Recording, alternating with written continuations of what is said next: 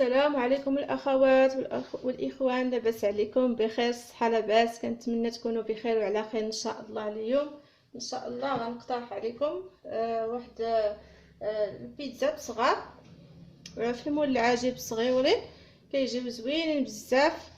اللي كياكلوهم عندي كيعجبوهم بزاف، كنتمنى يعجبوكم حتى نتوما ان شاء الله.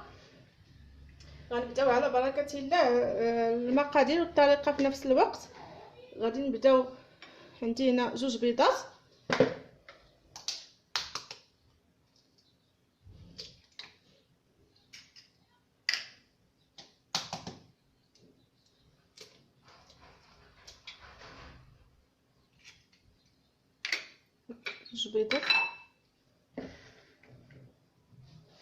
غادي نديرو شويه ديال الملح،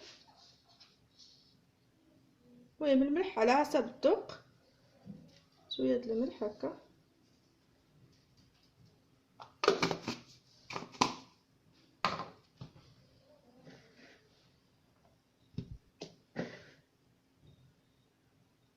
عندي شويه ديال الابزار،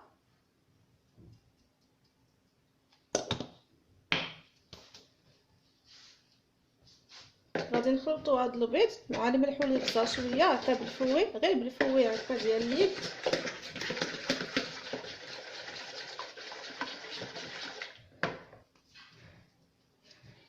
غادي نضيف نص كاس العنبه ديال الزيت،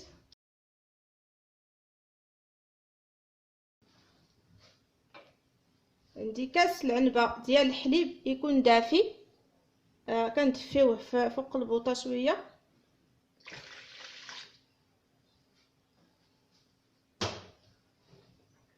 وغادي نخلط هاد العناصر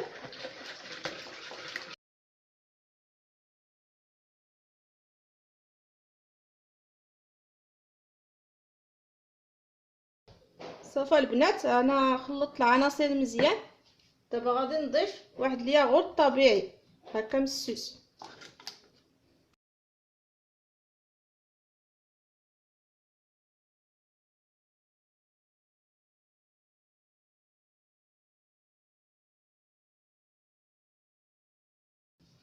وغادي نخلط مزيان.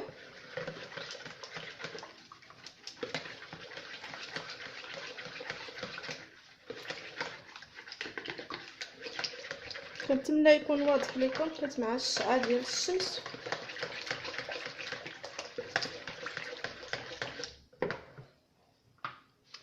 هنا البنات خديت هذا الكاس ديال اتاي، درت فيه معلقه صغيره ديال خميره الخبز، حبيبات هذيك الفوريه، ودرت معلقه صغيره ديال سنيده، وضفت عليها ربع كاس هكا ديال الماء دافي. هذا القدر ربع كاس بحال هكا ديال الماء دافي، غير شويه باش يذوب لينا الخليط. كنخلطوها ونخليوها حتى تفاعل، حتى تولي بحال هكا، بحال الا كتخمر. كيف ما قلت لكم في الوصفه السابقه، دائما الوصفات ديالكم ديروا الخميره بحال هذه الطريقه باش كتنجح لكم. دابا غادي نزيدها،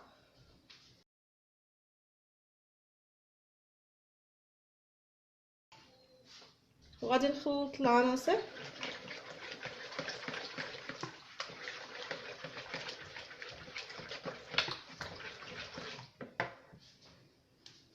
دابا البنات غادي ندير الدقيق. المهم الدقيق غادي نوريكم شحال غادي ندير. غنعبر حيت كاين بالغرام، ولكن غنعبروا لكم بالكاس العنبه حيت كاين اللي ما كيعرفش الغرام، ما عندوش الميزان. المهم غادي ندير لكم كاس العنبه.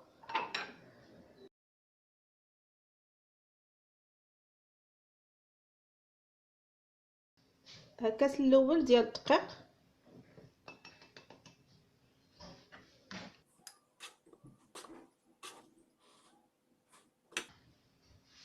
والكاس الثاني، يعني 2 كيسان اللي درت دابا. وغادي نخلطو ونشوفوا ديك الساعه واش غيخصنا الدقيق.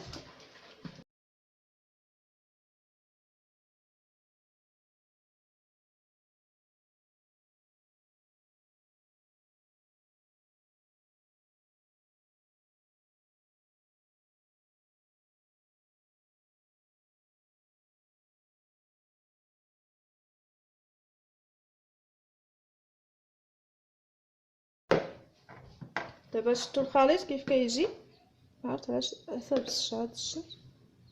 ها هو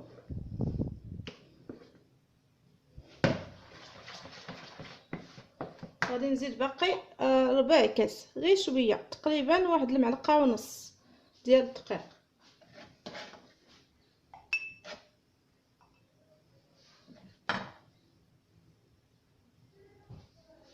كيف ما كتلاحظوا غير شويه، ربع كاس هكا.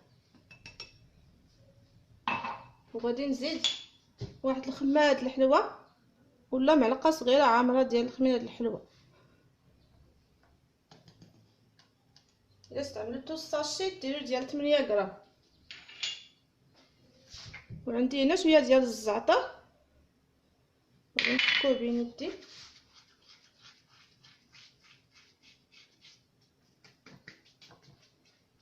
بحال هكا، وغادي نخلط العناصر.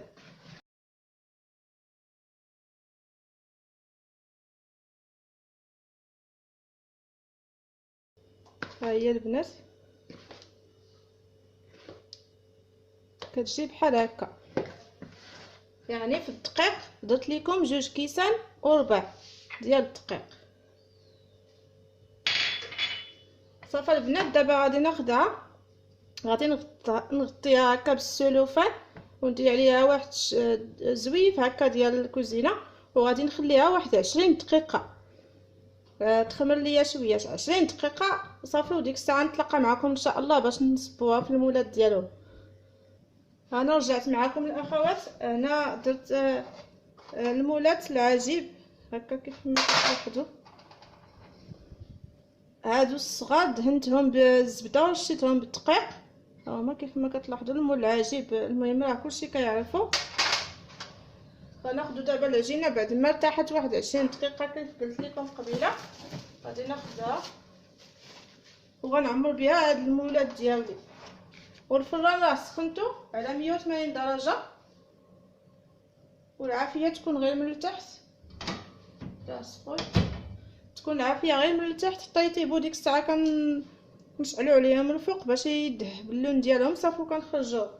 هذا هو الطريقه ديالو في الطياب. المهم غادي نخلط شويه هاد العجينه هكا بشي معلقه، راه خمرات شويه.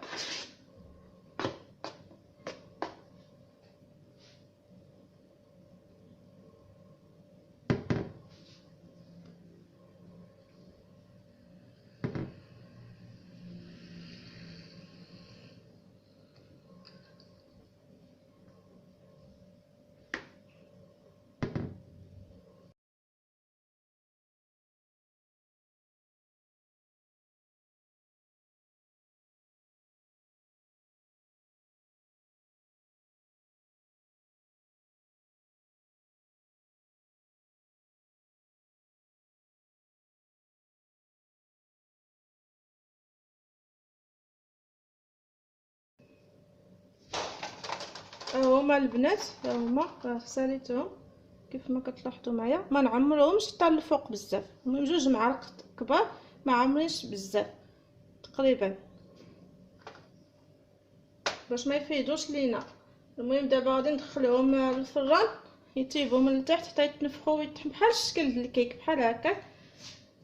بالنسبه للكميه كتخرج ليا كميه معقوله. هادو دابا راه 10 بياس، وباقي عندي العجينه كيف ما كتلاحظوا كيخرجوا تقريبا زعما هكا بحال تقريبا 14 15 وحده بحال هكا.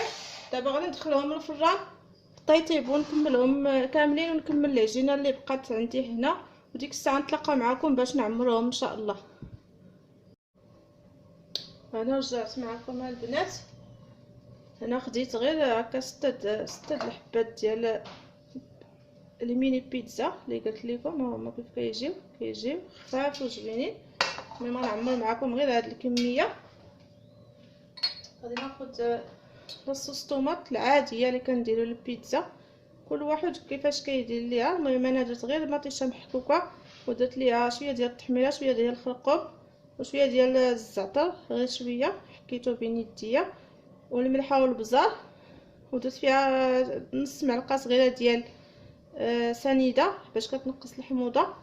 ومطيشه د الحك كندير غير شويه، غير نص معلقه صغيره، ما كنكثرهاش. المهم على حسب الكميه د المطيشه. المهم انا درت كميه نيت معقوله وخديت منها على حسب لي بيتزا، والاخرى كنخليها في الكونجيلاتور حتى وقت ما بغيتها عاوتاني كنديرها. المهم هكا كندير ليها وشويه الزيت البلديه ضروري، وتشحر مزيان حتى كتولي بحال هذا الشكل هكا.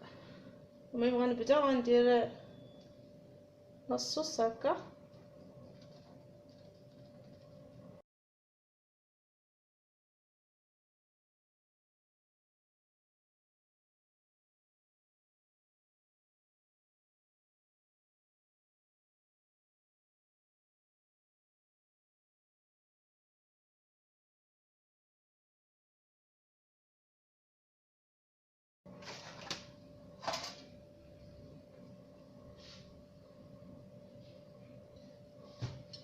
دابا البنات غناخد، انا درت الفلافل الملونه، عندي غير الحمراء والخضراء، كنتمنى يبان لكم. شحرتهم بشويه ديال الزيت البلديه والملح والبزار، وزدت عليها شويه ديال الطون، خلطتهم هكا الطون، ولكن غير على درتهم غير في هاد الاناء، وخلطت معاهم شويه ديال الطون غير الا بغيتو. اما الا ما بغيتوش كديروا الفلفله هي اللولانه عاد كديروا الطون عليها. المهم اللي بغيتو ولا كتخلطوها هكا ماشي مشكل، بحال بحال.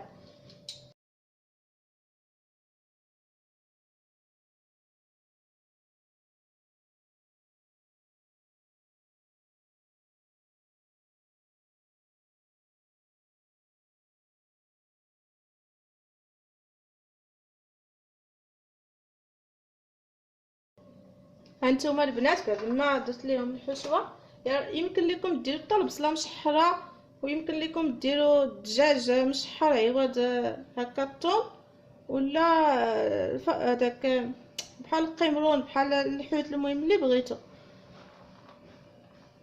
انا اكتفيت غير بهذه الطريقه غير باش نوريكم.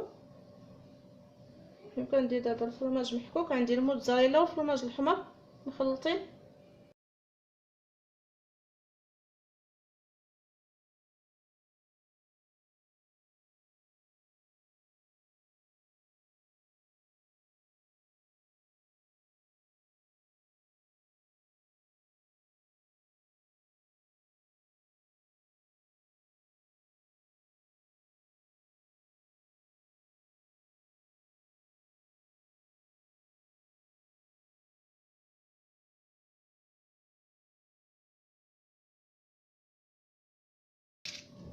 دابا البنات درت فيهم الزويتينات هكا، الزيتون الكحل. دابا غناخد شويه ديال الزعتر هكا نحكو هكا فوق منهم.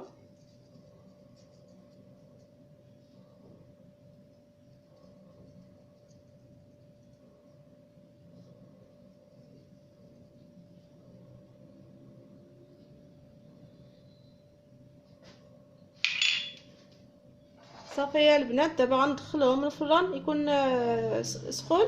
غير من الفوق ديالهم كنشعلوا عليهم غير من الفوق، غير باش يذوب داك الفرماج. صافي كنخرجوهم، وتكون العافيه ناقصه باش ما يتحموش لينا، غير يذوب غير دغيا كيذوب. واحد ما كتكملش واحد جوج ثواني كيذوب دغيا، كنحيدوها. وديك الساعه نتلاقى معكم ان شاء الله في طبق التقديم. ها هما البنات البيتزات ديالنا، هما كيف كيجيو. ضرب عليهم داك الفرماج، شتوهم كيجيو خفاف وزوينين ورطبين، وكيجيو خفاف حتى من الداخل، ما كيجيوش معجنين ولا كيجيو زوينين بزاف. غنقطع لكم شي وحيده شوفوها كاع.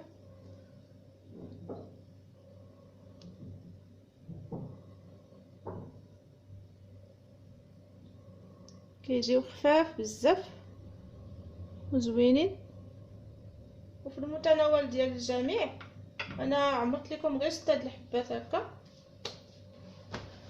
وبالنسبه لي انا كنحتفظ بهم في الكونجيلاتور هكا خاويين، كنديرهم خاويين وكنديرهم شي بواطه وندير لهم السلوفان ونغطيهم بالغطايه ديال البواطه مزيان، وكنديرهم في المجمد. وقت ما بغيتهم كنخرجهم يخليهم هكا يديكونجلاو، وديك الساعه كنعمرهم وقت ما بغيت، وكندخلهم هكا الفران دغيا غير باش يذوب عليهم داك الفرماج ويسخنوه هما. صافي كنخرجهم بالصحه والراحه. كنتمنى البنات تعجبكم هاد الوصفه ان شاء الله وتجربوها وتردوا عليا الخبر في لي كومونتير. وكنتمنى نكون خفيفه ظريفه على قلوبكم ان شاء الله. وما تنساوش ليا اللايك البنات، ونتلاقاو ان شاء الله في فيديو اخر ان شاء الله يا ربي. ايوا بسلامه عليكم وخليت لكم الراحه.